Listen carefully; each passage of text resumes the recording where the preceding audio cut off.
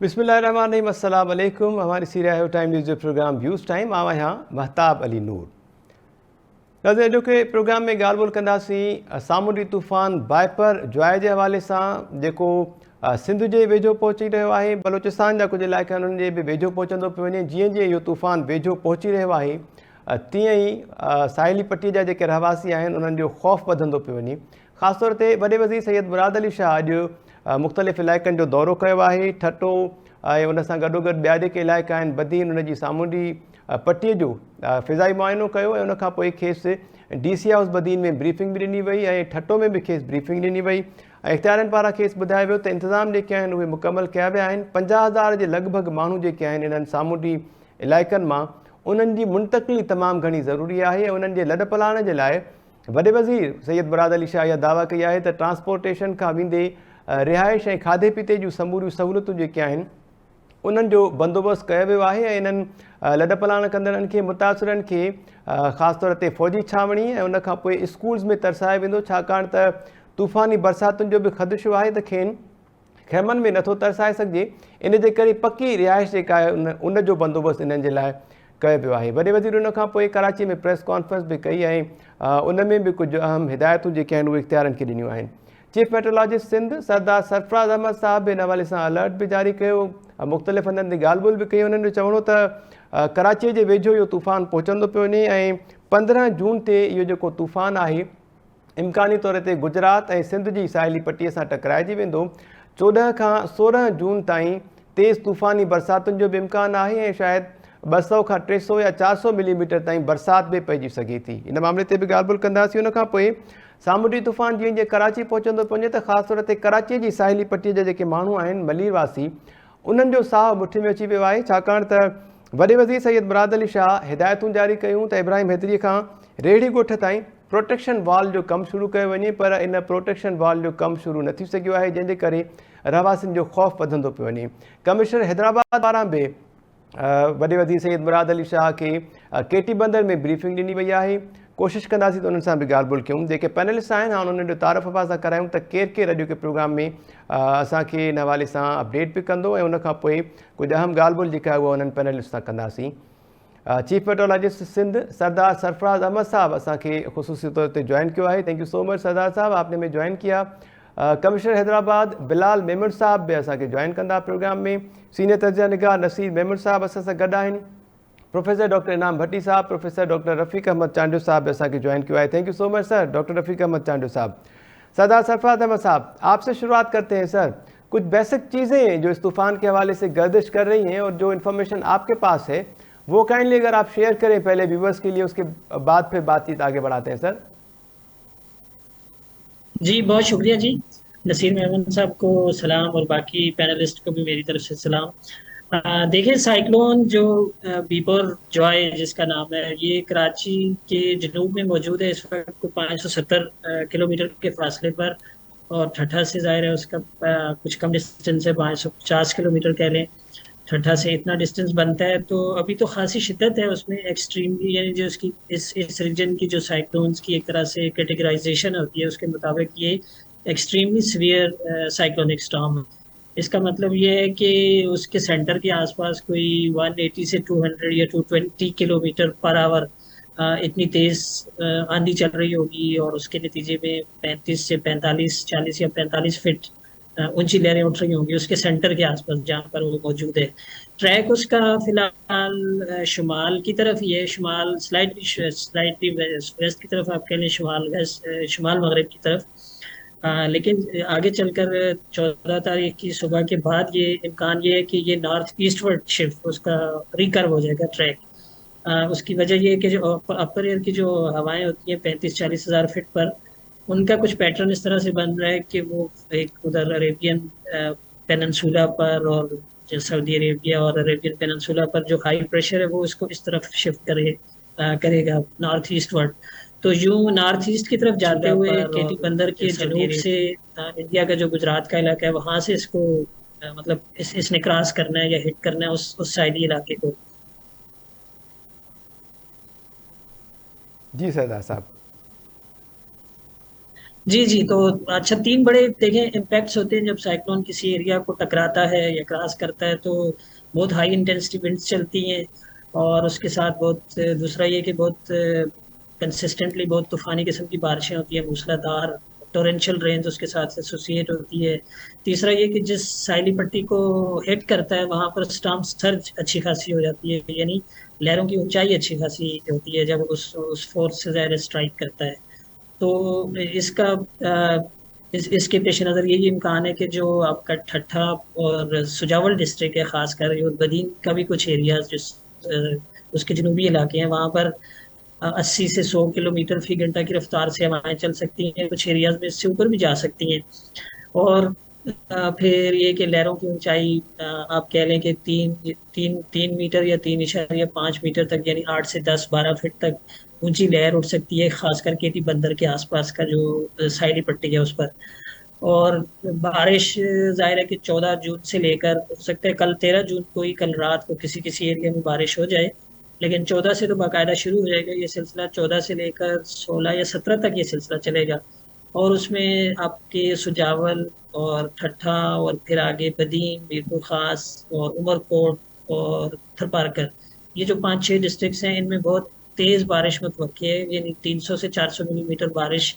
अगर उसका यही ट्रैक रहता है, जैसे कि इम्कान है कि यही ट्रैक रहेगा उसका, तो इतनी बारिश हम एक्सपेक्ट कर सकते हैं उससे। तो जाहिर है कि नशेबी इलाकों में हाई स्टॉर्म सर्ज होता है, जो उसकी वजह से पानी समंदर का अंदर दाखिल हो सकता है।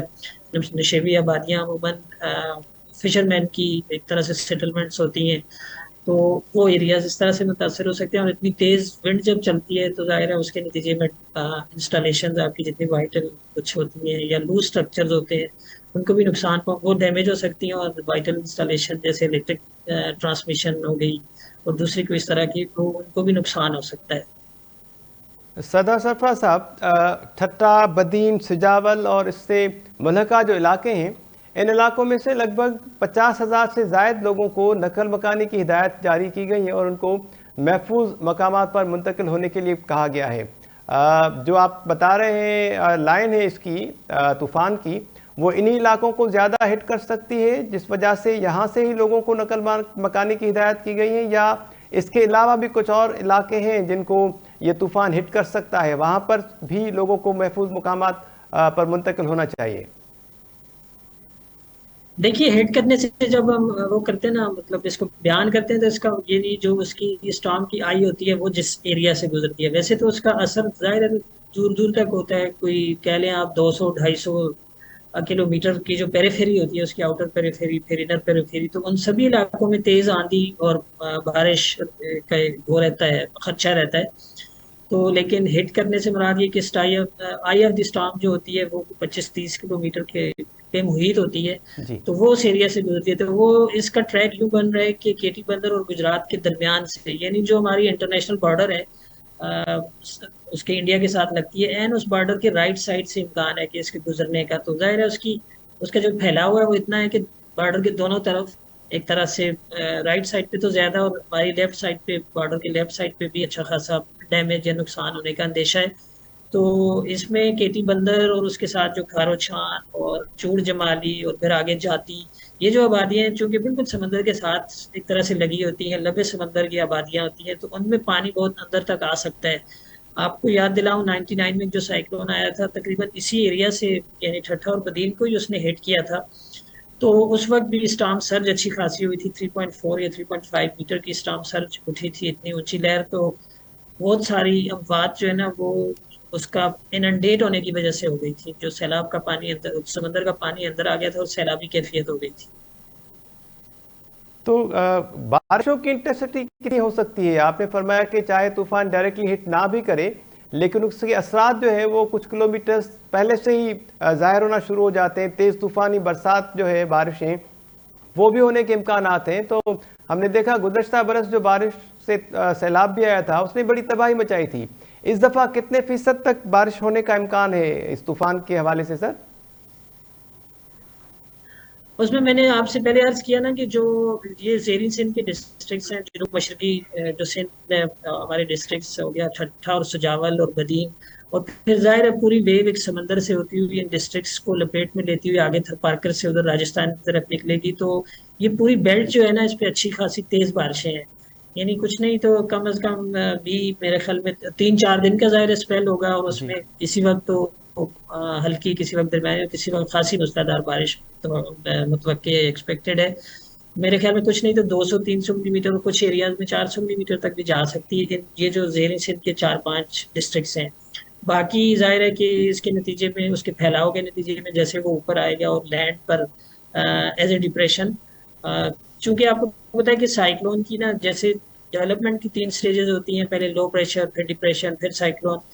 इसी तरह से उसकी वापसी का, यानी डिके होने का भी उसका यही प्रोसेस होता है, साइक्लोन से वापस डिप्रेशन, फिर वापस लो प्रेशर एरिया। और लो प्रेशर एरिया यानी वो तीनों मराइल में जाहिर है कि बड़ी मुसलसल मॉइस्चर सप्लाई रहती है समंदर से। लो प्रेशर एरिया की या फॉर्मेशन इस तरह से हो जाती है, तो इस दौरान में यानी 4 दिन तक एटलीस्ट ये रेनी स्पेल रहेगा। उसमें दूसरे इलाके जो है, जैसे कराची, हैदराबाद, और उसके साथ साथ टंडो मोहम्मद खान, टंडो अला यार, और फिर ऊपर नवाबशाह, सागड़, नवाबशाह तक पे इसके असर के, इसके ज़रिए असर बारिशें हो सकती हैं। यहाँ बहुत तेज तो नहीं, इन इन डिस्ट्रिक्ट्स में जिनका मैंने आपके सामने नाम लिया, लेकिन कराची में तेज आंधी चल सकती है, हैदराबाद के कुछ एरिया में, टंडो मोहम्मद खान के कुछ एरिया में तेज आंधी चल सकती है, और बारिश भी अच्छी खासी हो सकती है। ठीक है सर। सरदार सरफराज साहब, बहुत शुक्रिया। आपसे बातचीत का सिलसिला जारी रखेंगे। नसीर मेमन साहब भी हमें ज्वाइन कर चुके हैं। प्रोफेसर डॉक्टर रफ़ीक अहमद चांडियो साहब भी हमारे साथ ही हैं। नसीर मेमन साहब, वेलकम थियो पिया सर अवां खे प्रोग्राम में। ॻाल्हि ॿोल ॿुधी मां सरदार सरफराज साहब जी। अवां कीअं पिया ॾिसो इन तूफ़ान खे? उन खां पोइ जेके इंतज़ाम कया विया, वॾे वज़ीर जो चवणु आहे त जेकॾहिं माण्हुनि महफ़ूज़ हंधनि ॾांहुं लॾ पलाण न कई त पोइ वॾो जानी नुक़सानु थींदो। साहब महिरबानी, पहिरें तो मां पंहिंजे दोस्त सरदार साहब खां सरदार साहब से एक दो सवाल भी पूछना चाहूंगा। यकीनन सर, प्लीज। वैसे कभी इनको अच्छे दिनों में भी बुलाया करें, इनसे वैसे खुशगवार मुलाकातें हैं मेरी, तो हमेशा इनको आप मुसीबत के वक्त इनवाइट करते हैं। इनसे वैसे भी हमें एजुकेशन होना चाहिए। Is a wonderful nice person. लेकिन सरदार साहब, आपको दोस्त हमारे बुरे दिनों में याद करते हैं, और I am not supportive of that. दो सवाल हैं मेरे, उस पर जरा रहनुमाई कर दीजिए। एक, जो ट्रेजेक्टरी डेवलप हो रही है, क्या अभी भी कोई उम्मीद, कोई पॉसिबिलिटी टेक्निकली है कि ये फर्दर कहीं डाइवर्ट हो जाए और हमें टच ना करे? That's one. जो आप उसकी स्पीड और इंटेंसिटी के हिसाब से जो भी प्रोजेक्ट ट्रेजेक्टरी है। दूसरा, क्या हमारे पास कोई ऐसा जीआईएस मॉडल है जो इसकी इम्पैक्ट इंटेंसिटी को मैप करे कि ये इलाके इतनी आबादी के, जिनके ऊपर आबादी भी जक्सटापोज हो, लोकेशंस भी हो, कि ये रफली फलां रेड लाइन में आते हैं, फलां येलो में आते हैं, फलां ग्रीन में आते हैं, high risk, medium risk, low risk areas, जिससे आबादी भी जाहिर होती हो? क्या इस तरह का कोई जीआईएस मॉडल है? Thank U. बहुत शुक्रिया नसीर साहब, थैंक यू वेरी मच। और खुशी की बात है फिर ऑनलाइन एक दफा एक दूसरे से मिल रहे हैं। तो देखिए, इसमें जो जो आपने ट्रेजेक्टरी की बात की, असल में ये देखिए, 6 जून को या 5 जून को, 6 जून को मुझे याद आता है कि इसकी शाम को या रात को इस तरह साइक्लोन फॉर्मेशन हुई थी। तो उस वक्त ये लग रहा था कि शायद नॉर्थ वेस्टवर्ड यानी ओमान के साइड की तरफ निकल जाएगा। इनिशियली इसका ट्रैक पहले 2-3 दिन इस तरह से रहा था, नॉर्थ वेस्टवर्ड रहा था। एक्चुअली ये होता है कि जो अपर एयर की विंड्स होती है ना, 35-40 हज़ार पे जो हवाएं चल रही होती हैं, उन्हें हम सब ट्रॉपिकल हाई प्रेशर कहते हैं या सब ट्रॉपिकल रिज कहते हैं। तो वो बेसिकली, इसका स्टीयरिंग जो है ना उनके हाथ में होता है, तो वो स्टीयर करती हैं इसको इस तरह से।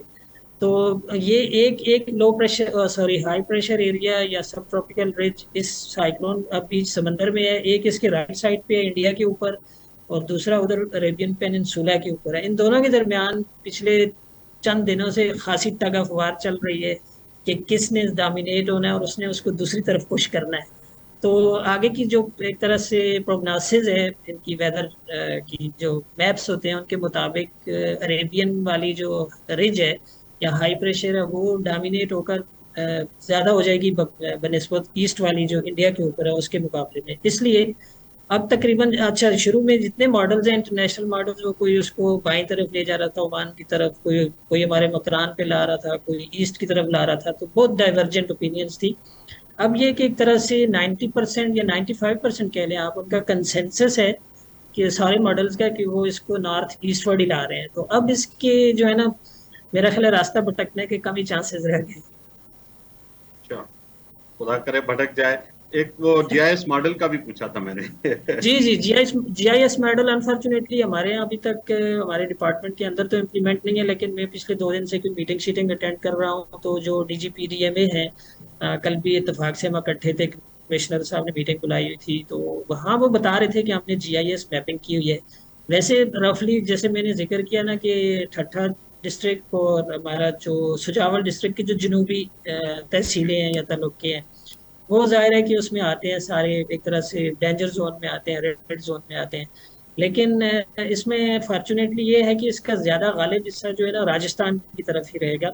इंडिया वाले खुद जो फोरकास्ट करते हैं, हो सकता है आपने नेट पे देखी हो, उनका साइक्लोन सेंटर एक तरह से डिजिग्नेटेड साइक्लोन सेंटर है। तो वो या उनकी जो मांडवी, और वो खैर बड़ा स्केल रखते हैं, बिटवीन कराची एंड मांडवी उसको गुजार रहे हैं। तो मांडवी के साथ एक पोर्ट है, मैं उसका नाम भूल रहा हूँ, कोचा कोचा कुछ इस तरह की। तो वहां से एग्जैक्टली इसका एक तरह से ना 2 दिन बाद और भी क्लियर हो जाएगा, लेकिन इस वक्त पॉसिबिलिटी ये है कि वहां से इसकी वो होगी, क्रॉसिंग होगी। Okay. Just one last comment, Sardar Sarfraz Saab. I really want to appreciate the way PMD is regularly updating it. AAP personally मैं देख रहा हूँ मीडिया को continuously inform कर रहे हैं, very timely early warnings और continuous monitoring आप उसकी कर रहे हैं। तो जहाँ बहुत सारी तनकीद इदारों पे होती है, तो जो अच्छा काम इदारे कर रहे हैं, आप जैसे लोग कर रहे हैं, तो मैं अपने सुनने वालों देखने वालों को लिए अप्रिशिएट करना चाहता हूँ। You are doing a great job, thank you very much. Sardar Sarfaraz sahab thank you sir, any बहुत टाइम शुक्रिया। ऑनलाइन भी आए सरदार साहब, हम सबकी तरफ से मतलब आपको अप्रिशिएट ही करेंगे, जाहिर सी बात है जिस तरह आपने टाइम दिया और आप अपडेट कर रहे हैं हमें। डॉक्टर रफ़ीक अहमद चांडियो साहब, अवांजो को सवाल हूंदो सरदार सरफराज साहब सां? आई थिंक मुंहिंजो सुवाल जेको नसीर कयो, इहो सुवाल नसीर ॿई सुवाल करे छॾिया, so I am good to go. और Sardar sahab, very nice to see you, आपके एफर्ट्स रियली अप्रिशिएटेड। आपने शुरू से लेके जिस तरह से मीडिया में अवेयरनेस दी है, उस हवाले से रियली इट्स अप्रिशिएबल वर्क, कि उस पर काफ़ी जानें बच जाएंगी और काफ़ी जो है रिलीफ और उसमें मतलब मदद मिल जाएगी। जी ठीक है doctor Rafiq thank you Ahmed sir, Chandio बहुत साहब। शुक्रिया। नसीर साहब, वॾे वज़ीर पारां अॼु जिन इलाइक़नि जो दौरो कयो वियो ऐं उन्हनि इहा दावा कई त ट्रांसपोर्टेशन, उन खां पोइ सहूलियतूं जेके आहिनि ॿियूं रिहाइश खां वेंदे खाधे पीते जूं, उन्हनि जो बंदोबस्तु जेको आहे उहो माण्हुनि जे लाइ कयो वियो आहे। पर कराची में जॾहिं उन्हनि प्रेस कॉन्फ्रेंस कई, उन प्रेस कॉन्फ्रेंस दौरान 2-3 भेरा उन्हनि खां इन बाबति सवाल कयो वियो, त उन्हनि चयो त इन हवाले सां इंतिज़ामिया जेका आहे उहा निशानदेही कंदी उन्हनि जॻहनि जो। त हाणे मुतासिरनि खे लॾ पलाण करण लाइ चयो बि वियो आहे ऐं ख़तरे जी निशानदेही बि कई पई वञे त जेकॾहिं उन्हनि इलाइक़नि मां लॾ पलाण न कई त वॾो जानी नुक़सानु थींदो। पर महफ़ूज़ हंधनि जी निशानदेही हिकु भेरो ॿीहर न पई कई वञे। वॾे वज़ीर जे हिदायतुनि बावजूदि कराची जे इब्राहिम हैदरी खां रेढ़ी ॻोठ ताईं प्रोटेक्शन वॉल जो कम बि मुकमल त छा पर शुरू ई न थी सघियो सर। इंतिज़ामी बेहसी या सुस्ती अवां महसूसु कयो पिया हिन समूरे मामले में, जीअं असां एप्रिशिएट कयो मेट्रोलॉजिस्ट डिपार्टमेंट खे ऐं ॿियनि डिपार्टमेंट्स खे जेके अपडेट त कनि पिया, पर हुकूमत जो हिन में किरदारु सर? जी जी, मेरा ख्याल है कि ये काफ़ी हेक्टिक टाइम है। सरदार साहब के साथ इंसाफ ये होगा कि हमें इजाज़त दें, ये मुसलसल एडमिनिस्ट्रेशन और मीडिया को अटेंड कर रहे होंगे, तो अगर ये ठहरना चाहें तो विल बी वेरी हैप्पी, लेकिन अगर ये जाना चाहें तो इन पे तरस खा के इन्हें इजाज़त दे देनी चाहिए। अप टू सरदार सरफराज अहमद साहब। सर सरदार साहब आपके उस पे है जी। नसीर साहब वो कहते हैं दिल को दिल से राह होती है। नसीर साहब ने मेरे दिल की बात कही है। मैं सुबह 8:30 बजे से ऑफिस में बैठा हूँ अभी तक, और हमें कमिश्नर साहब ने इत्तेफाक से कल उनसे मीटिंग में मुलाकात हुई, तो उन्होंने कहा मैं आपके ऑफिस आऊंगा, और उन्होंने बाउंड किया हुआ है कि 7 बजे मैंने आपके ऑफिस पहुंचना है, तो मैं भी इधर ही हूँ। तो इंशाल्लाह फिर मुलाकात होगी इसी तरह से कहीं उसमें सेमिनार में किसी उसमें। तो बहुत शुक्रिया, thank you so much sir Sardar Sarfaraz sahab, बहुत बहुत शुक्रिया। Thank you again, thank you. जी नसीर साहब प्लीज़ सर। जी मेहताब, हाणे जेको असांखे सॼो अपडेट हींअर सरदार सरफराज़ ॿुधायो आहे, इहो रेगुलरली मीडिया ते असां ॾिसूं पिया। ऐं सची ॻाल्हि आहे त 4-5 ॾींहंनि खां इहो साइक्लोन डेवलपमेंट फेज़ में हुयो। तव्हां PMD जी वेबसाइट मां रेगुलरली हुन जा अलर्ट्स मॉनिटर करियां पियो, ऐं सरदार सरफराज़ सां मां पाण बि राब्ते में रहियो आहियां। त 4-5 ॾींहंनि खां इहा सिचुएशन डेवलप थिए पई, ऐं मुंहिंजो पंहिंजो इहो ख़्यालु आहे त हिन क़िस्म जे हाई इमरजेंसी सिचुएशन में जेतिरो टाइमली रेस्पॉन्स ऐं एक्टिव रेस्पॉन्स हुजणु घुरिजे मीटिंग्स खां बियॉन्ड, उन जी कंहिंजी कड़ी शइ जी ज़रूरत हूंदी आहे सभ खां पहिरियों ई त माण्हुनि खे सेफ लोकेशन्स ते मूव करणु, उतां शिफ्ट करणु। ऐं रुगो या साहिली पट्टी जा ॻोठ न आहिनि, शहर न आहिनि, चूहड़ या सिजावल या इहे केटी बंदर, पर ज़हन में रखो त हिते तमामु घणा अंदरि नंढा नंढा ॿेट आहिनि, बिल्कुलु सर। उन में आबादियूं नंढियूं नंढियूं आबादियूं आहिनि। मां त ख़ुदि इहे ॿेट इलाही ॾिठा आहिनि। अंदरि तव्हां जेकर वञो, जीअं पंहिंजो समुंड जे अंदरि डीप वञो, क्रीक्स जे अंदरि, त तव्हांखे हैरानी थींदी त जीअं पंहिंजो दूरां ॻोठ असांखे पके में या कचे में ऐं पंहिंजो थर में ऐं काछे में मिलंदा आहिनि, ईअं अंदरि टिड़ियल पखिड़ियल आइलैंड्स आहिनि। उन्हनि माण्हुनि जूं ज़िंदगियूं वधीक ख़तरे में आहिनि। तव्हां हुनजो इंफ्रास्ट्रक्चर ॾिसो, काठीअ जा ठहियल भितियूं ऐं छपराइनि, ॿियो कुझु बि कोन्हे जेको शायदि 25-30 किलोमीटर जी विंड सां ॿुॾामी वञनि। सो हींअर ताईं मां एक्सपेक्ट पे कयो त इंतिज़ामिया एतिरी एजाइल हुजे हा जो उहे माण्हू शिफ्ट करे छॾनि हा कंहिं महफ़ूज़ जायुनि ते। ॿी ॻाल्हि जेको इंतिज़ामिया सदाईं ऐलान कंदी आहे त महफ़ूज़ जायुनि ते मुंतक़िल थी वञो। ॿियो विसारे छॾींदा आहिनि त ग़रीब माण्हू जिन वटि उते ॿिनि वेलनि जी मानी कान्हे, जिनखे कोई ट्रांसपोर्ट लाइ उहो पंहिंजे पाणी आणण जे लाइ हुन वटि ॿेड़ी मस हूंदी आहे जो किथां पके मां पीअण जो पाणी आणे सघनि, उहे सामान सड़ा जेके थोरो घणो हुननि जो अलाह ताला उहो रखी शिफ्ट छा ते थियनि। हुन जे लाइ गवर्नमेंट खे असिस्टेंस ॾियणु घुरिजे, ट्रांसपोर्ट प्रोवाइड करणु घुरिजे, उहे जायूं आइडेंटिफाई करणु घुरिजनि, उते कैंपूं लॻाइणु घुरिजनि, नोइंग त हाई इंटेंसिटी रेन ऐं इहो पंहिंजो हवाऊं एक्सपेक्टेड हूंदियूं त आम टेंट बि उते धक न जलींदा। प्रॉपर पकी बिल्डिंग, कोई स्कूल, को सरकारी इमारतूं, के प्राइवेट इमारतूं, इन्हनि सभिनी जी मैपिंग हुजे। ही त कोस्टल एरिया में त 24 कलाक या रेडीनेस खपंदी आहे। Bangladesh is a wonderful model. सॼा सदियुनि खां हू विड़िया आहिनि पंहिंजो साइक्लोन सां। हाणे हुननि एॾा एडवांस सिस्टम ठाहिया आहिनि जो हुते तमामु हाई इंटेंसिटी साइक्लोन अचनि था, लॉस ऑफ लाइफ एतिरो नथो थिए, माण्हुनि जूं एसेट्स वञनि थियूं, उहे रिबिल्ड थी वेंदियूं। मुंहिंजो पंहिंजो इहो ख़्यालु आहे त इहो कमु जेको हींअर ताईं थियणु घुरिजे हा उहो न थी सघियो आहे। सिर्फ़ु हिकु ॾींहुं विच ते बचियो आहे। जेकर अधु मुने लख माण्हुनि खे शिफ्ट करिणो आहे ऐं इंसानी तरीक़े सां शिफ्ट करिणो आहे, रिढुनि बकरियुनि वांगुरु न, कंहिं अहिड़ी जाइ ते विहारणो आहे जिते उहो महफ़ूज़ बि हुजनि, उनखे बवेला मानी ऐं पीअण जो पाणी, का बीमारी शिमारी जो इलाज बि ॾेई सघो। त इहा शइ मुंहिंजे ख़्याल में त उनखे तमामु तेज़ीअ सां कमु करण जी ज़रूरत आहे। पीडीए में ऐं डिस्ट्रिक्ट एडमिनिस्ट्रेशन्स खे हींअर ताईं ॿुधूं पिया त कुझु शायदि 0 पॉइंट त शिफ्टिंग थी बाजे थी आहे, त ॾाढी सुठी ॻाल्हि आहे। मुमकिन आहे असां बेख़बर हुजूं, पर बाज़ारि इहो थो लॻे त चोथों पंजो ॾींहुं आहे, डेवलपमेंट थी पए, हिननि खे सेफ्टी मेयर्स लाइ एडवांस प्लानिंग करणु घुरिजे हा। उहो लॻे थो त लास्ट मोमेंट ते पियो थिए, जॾहिं सीएम पाण उते पहुतो आहे, त इहो मूंखे लॻे थो त इहा यूएल हिकिड़ी सिलेक्टनेस ऐं डिले थिए पई हिन में, इनखे थोरो फास्ट ट्रैक करणु घुरिजे हा। ऐं सुभाणे बिल्कुलु 24 कलाक जी एमरजेंसी लॻाए सॼा इंतिज़ाम उन वटि लाइन अप करे समूरा माण्हू ऐं रिसोर्सिस लॻाए हिननि माण्हुनि जूं जानियूं बचाइनि, फौरी तौर ते ज़िंदगी बचाइण जी लाइ मेयर्स वठण जी ज़रूरत। बिल्कुलु सर, तमामु शदीद ज़रूरत आहे हिन ॻाल्हि जी। गुज़िरियल राति कुझु 2000 जे लॻभॻि माण्हुनि खे शिफ्ट कयो वियो आहे, इतला त इहे बि आहिनि sir. Professor doctor Inam Bhatti साहब, वेलकम चओ पिया अव्हांखे शो में। अव्हांजो छा ख़्यालु आहे सर, तबाही अचण खां पोइ अक्सर करे असां जाॻंदा आहियूं, इंतिज़ामिया जाॻंदी आहे, ऐं पोइ हिक ॿिए ते इल्ज़ाम हया वेंदा आहिनि त कोऑर्डिनेशन न हुई ऐं उनखां पोइ इंफॉर्मेशन वक़्त सिर असांखे न मिली सघी। हाणे त इंफॉर्मेशन बि मिले पई, कोऑर्डिनेशन बि असांखे इंतिहाई स्ट्रॉन्ग नज़र अचे पई, पोइ बि अमली तौर जेके आहे शिफ्टिंग मुतासिरनि जी उहा न थी सघी आहे मुख़्तलिफ़ इलाइक़नि में। महिरबानी महताब, असुल बुनियादी जेको मसइलो आहे उहो आहे हिन मुल्क जे समूरे निज़ाम जो, जिते ही जेके बि इदारा आहिनि उहे, छाकाणि त ही मुल्क शुरफा जे लाइ हले थो, ही सभु पीडीएम हुजे, पंहिंजो डिज़ास्टर मैनेजमेंट जूं जेके बि आहिनि उहे इदारा हुजनि, या जेके ॿिया जिन खे इहो लॼपलाइण जे लाइ को एफर्ट्स वठी हुन, सिंध हुकूमत हुजे, उन्हनि सभिनी जो पहिरीं सॼो दारोमदार इहो थिए थो त भले गुज़री वञे, आख़िर ताईं उहो इनशाला माशाला ते यकीन रखंदा त अलाह कंदो इहो टरी वेंदो। मूं कल्ह ताईं बि रिपोर्ट्स ॿुधियूं पए, ऐं कल्ह ताईं बि हुननि जो आसिरो इहो हुयो त मुमकिन आहे त इहो टरी वेंदो। ऐं जॾहिं त साइंटिफिकली सॼो हुनजो जेको मैपिंग अचे पई रेडार ते, उहा इहा पई आई त साइक्लोन जो रुख सिधो सौ इन तरफ़ आहे, ऐं ॿई पासा जेको आहे, हेॾां गुजरात वारे पासे खां बि त ग्वादर वारे पासे खां बि, माना अरबी समुंड जे ॿई पासा जेको आहे उहो वियो पिए, साइक्लोन जो ज़ोर वधंदो।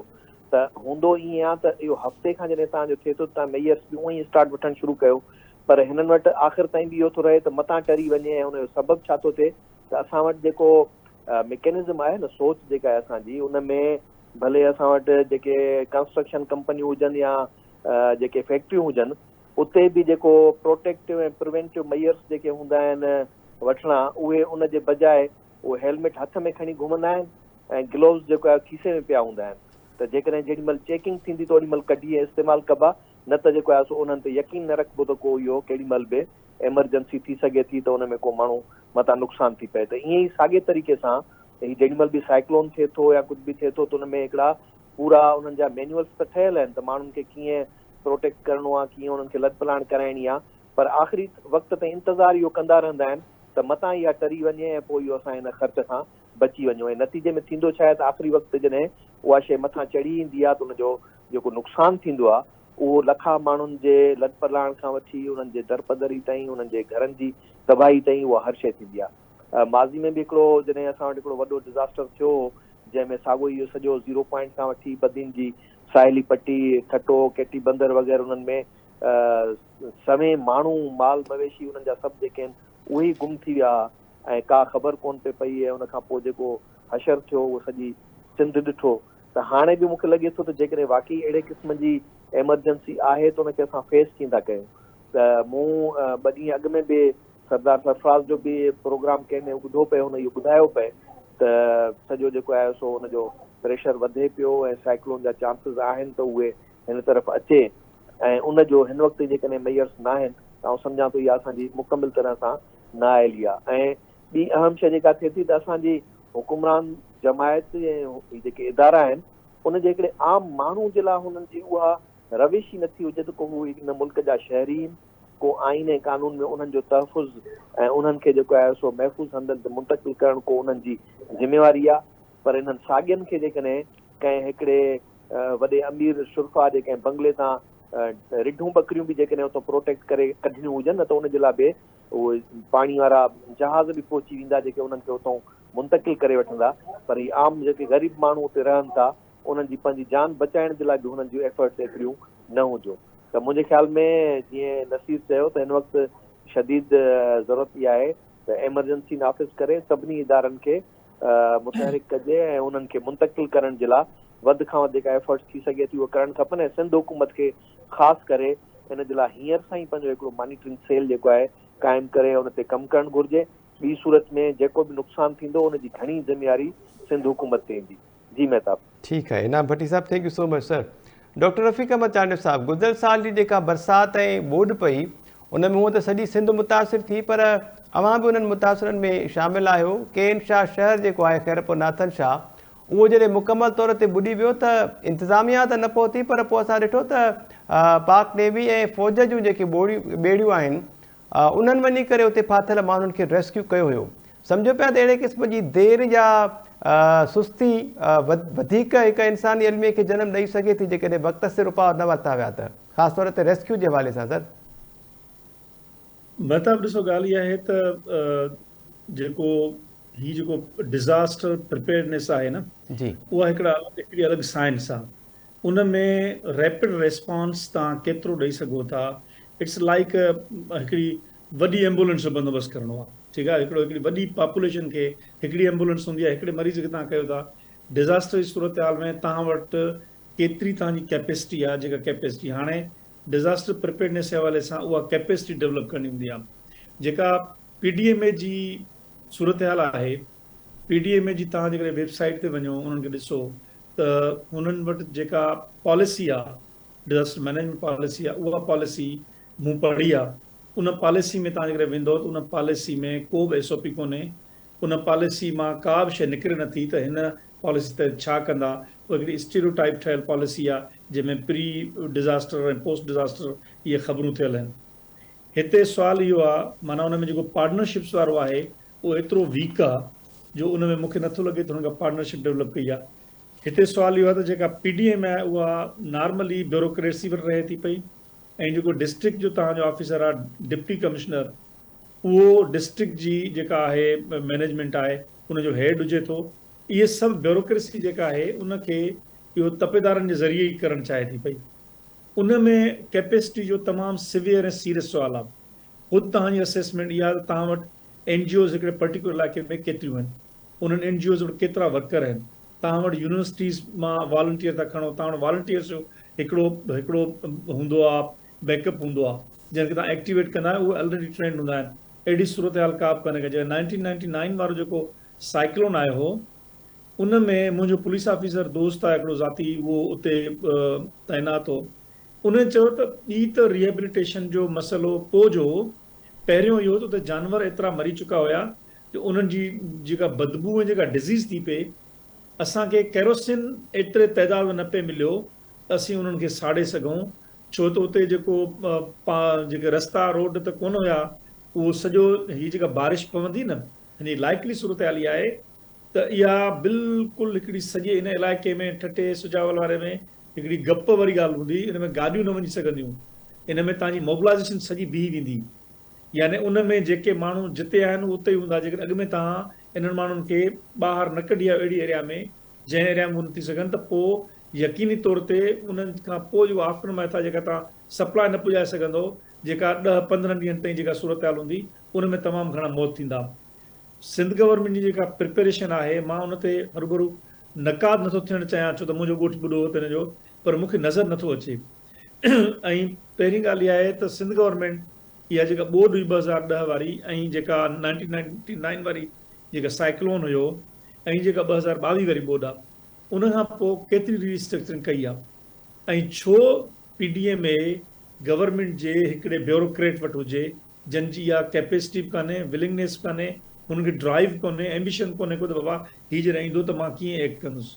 उनखे तव्हां हिकिड़ी जुदा अथॉरिटी ठाहियो, उन में तव्हां जुदा माण्हू जेके इन में ट्रेंड माण्हू आहिनि, इंटरनेशनल लेवल जा, इट्स अबाउट लाइफ, माण्हुनि जी ज़िंदगी बचाइण जी ॻाल्हि आहे। इहो तव्हां हिकिड़ा अहिड़ा, मां जेके फोटो ॾिसां थो हिते, उन कुझु माण्हुनि सां मूं गॾु कमु कयो आहे, आई कैन टेल यू, मुंहिंजो हिते ऑनेस्ट ओपिनियन इहो आहे त जेकर अहिड़े क़िस्म जा माण्हू हुते आहिनि त इहा PDA में कंहिं बि कम जी कोन्हे तालो हणी छॾियो, को बि न थींदो। सो मां सम्झां थो पियो त जेका नसीर जी ॻाल्हि हुई त माण्हुनि जी उते कैपेसिटी एतिरी कान्हे का जो वीचारा पंहिंजी इन एरिया में, तव्हां जेका इहा पर्टिकुलर जेका कोस्टल एरिया आहे जी, इन में पॉवर्टी यानी थर जी लेवल जी हूंदी, उन खां वधीक हूंदी, उन जा तमामु वॾा असर आहिनि। मूं हिते 3-4 स्टडीज़ कयूं आहिनि, हैंडीकैप इंटरनेशनल सां हिकिड़ी स्टडी कई आहे, माण्हुनि जी सोशो इकोनॉमिक, माण्हुनि जी जेका इनकम रेज़िलेंसी आहे उन ते कई आहे, ऑक्सफैम सां कई आहे। आई कैन टेल यू त उते उन खां पोइ जेका आफ्टर मैथ हूंदी आहे, उन में माण्हुनि जी इनकम जा तमामु वॾा सीरियस मसइला हूंदा आहिनि, छो त तमामु हिकिड़ी नंढड़ी इनकम जा माण्हू उते वीचारा उहो कंदा आहिनि, घर हलिया वेंदा आहिनि, हर शइ हली वेंदी आहे। सो मां सम्झां थो त सिंध गवर्नमेंट खे जंहिं तरीक़े सां सिंध गवर्नमेंट उनखे ॾाढो मज़े सां ॾिसे पई, इहा ईअं मज़े सां ॾिसण जी ॻाल्हि कान्हे का।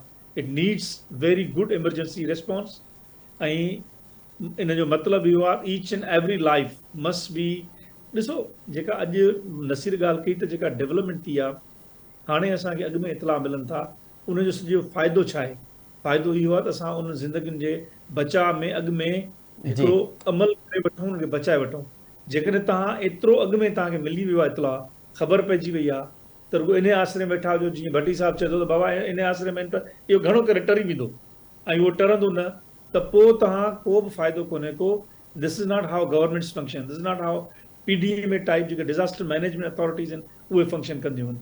सो मां सम्झां थो त ॾाढी ख़राबु सूरत हाल आहे, ऐं विल बी लकी जेकर इहो चेंज थो करे कोर्स, जेकर इहो इन ई इंटेंसिटी सां हिट करे थो ठटे सुजावल बदीन ऐं कराची कुझु इलाइक़नि खे, त मां सम्झां थो त तमामु घणो ख़ौफ़ आहे त के जानियूं ज़ाया थींदियूं ऐं घणी तमामु इवन हिट न बि करे। Doctor Rafiq Ahmed Chandia sahab, thank you so much sir. इवन हिट न बि करे त बरसातूं जेके पवंदियूं 300 खां 400 मिलीमीटर जूं, सरदार सरफराज़ साहब जी ॿुधायो, इन सां तमामु वॾी तबाही जेका आहे उहा अची सघे थी। इनखे रोकणु फ़िलहालु हुकूमत लाइ मुमकिन नज़र न पियो अचे। नसीर अहमद साहब, जीअं अव्हां ॿुधायो त हीअ जातीअ वारी साहिली पट्टी या केटी बंदर, उन खां अलावा जेके इहे अंदरियूं आबादियूं आहिनि, इन्हनि में केतिरा ई ॿेट बि आहिनि। असां वटि कोस्ट गार्ड्स खां वेंदे मैरीटाइम सिक्योरिटी एजेंसी आहे, जंहिं पारां अॼु वॾे वज़ीर खे ब्रीफिंग बि ॾिनी वई, पर इन्हनि ब्रीफिंग सां कुझु न पियो थिए।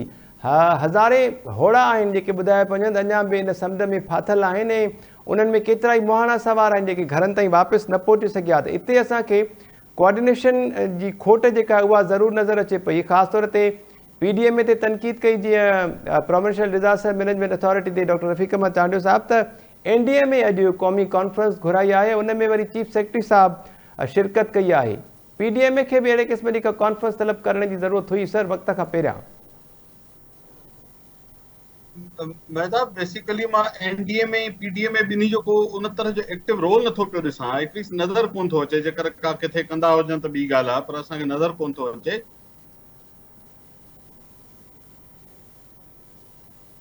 जी नसीर साहब, ठीकु आहे। इनाम भट्टी साहब, अवां ॿुधो पिया सर? जी मेहताब।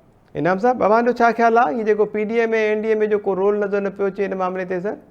मेहताब, बुनियादी कोताही इहा थिए थी त इहे जेकॾहिं इदारा ठाहिया विया आहिनि त अहिड़े जेॾीमहिल का एमरजेंसी अलर्ट जेको आहे क्रिएट थिए थो त उन वक़्तु जो मॉनिटरिंग सेल ऐं उहो सेल जेको पब्लिक खे इंफॉर्मेशन बि ॾींदो रहे। मिसाल हिन वक़्तु ई मूंखे त का इंफॉर्मेशन किथां बि न मिली आहे त को उन इदारे को पंहिंजो जारी कयो हुजे, हिकिड़ो प्रोग्राम सॼो जेको आहे वाज़े कयो हुजे त असां हाणे किथे विया आहियूं। ऐं ॿियो त जीअं मिसाल तव्हां असां ताईं जिन ताईं कम्युनिकेशन जा ई मीन्स जेके आहिनि अवेलेबल आहिनि उन्हनि खे त हर पल जी ख़बर पए थी, पर उहे जेके इलाइक़ा जिते कम्युनिकेशन जो अॼु जे दौर में त तव्हां वटि न को हाणे रेडिया या ॿिया कमु था कनि या इन्हनि इलाइक़नि मूंखे ख़बर न आहे त TV या लाइट बि हूंदी त उन्हनि ताईं कीअं उन्हनि खे पहुचाईंदो ख़बर त भई उहो माण्हू यानी पंहिंजे अलाज आसरे ते वेठा हुजनि, उनखे पाण खे ख़बर पए त हाणे तूफ़ान अचे थो त पोइ को उतां मुंतकिल थियूं त उनजो सॼो मैकेनिज़म उन्हनि कहिड़ो जोड़ियो आहे, ठीकु सर। उन्हनि माण्हुनि ताईं उहा इंफॉर्मेशन पहुचाइण खां पोइ उन्हनि खे उतां शिफ्टिंग करण लाइ कहिड़ी रिथाबंदी कई आहे, कैंप्स किथे कहिड़ियूं क़ाइमु कयूं त जेॾीमहिल तव्हां जेको आहे उन्हनि खे मुंतकिल कंदो त किथे रहाईंदो।